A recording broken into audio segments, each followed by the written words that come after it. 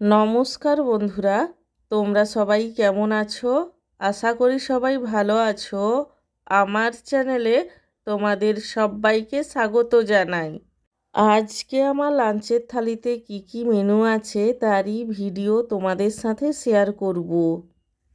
আজকে আমার লাঞ্চের থালিতে রয়েছে গরম গরম সাদা ভাত, তার সঙ্গে রয়েছে মোচার বড়া ভাজা, ঢ্যাঁড়স আলুর তরকারি যেটা সর্ষে বাটা দিয়ে বানানো হয়েছিল, এবং সব শেষে রয়েছে আলু দিয়ে ডিমের ঝোল।